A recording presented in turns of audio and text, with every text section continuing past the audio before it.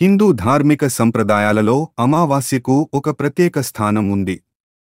నెలలో ఒకసారి వచ్చే అమావాస్య దినం పితృదేవతల ఆరాధన, పుణ్యకార్యాలు, తపస్సులు చేసుకోవడానికి అత్యంత శుభప్రదమైందిగా భావించబడుతుంది. అలాంటి అమావాస్యలలో హిమాలయ అమావాస్య ప్రత్యేక ప్రాధాన్యతను కలిగి ఉంది. ఈ అమావాస్యను పితృదేవతలకు పితృతర్పణం చేయడానికి అత్యంత శ్రేష్టమైన రోజు అని శాస్త్రాలు చెబుతున్నాయి.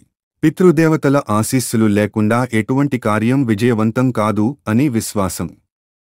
హిమాలయ అమావాస్య రోజున పితృదేవతలకు తర్పణం, పిండ ప్రదానం, దీపదానం వంటి కర్మలు చేస్తే వారు సంతోషించి వంశానికి క్షేమాన్ని ప్రసాదిస్తారని పురాణాలు వివరిస్తున్నాయి.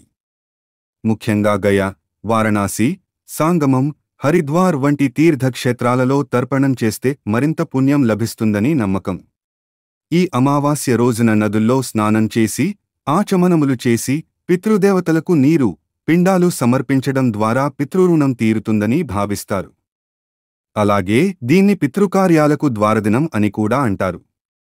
ఈ రోజున దానం చేయడం, ప్రత్యేకంగా ఆహారం, వస్త్రాలు, ధాన్యాలు దానం చేయడం గొప్ప పుణ్యప్రదమని శాస్త్రోక్తి.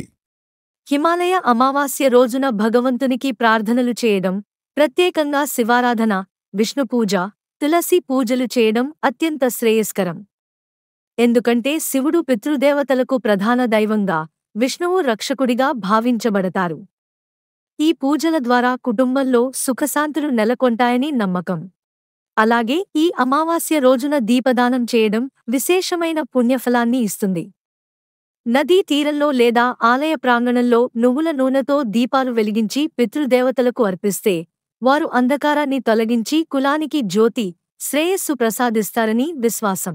మొత్తం మీద హిమాలయ అమావాస్య పితృదేవతల పూజ, దానధర్మాలు, ఉపవాసం, ధ్యానం చేయడానికి అత్యంత పవిత్రమైన రోజు.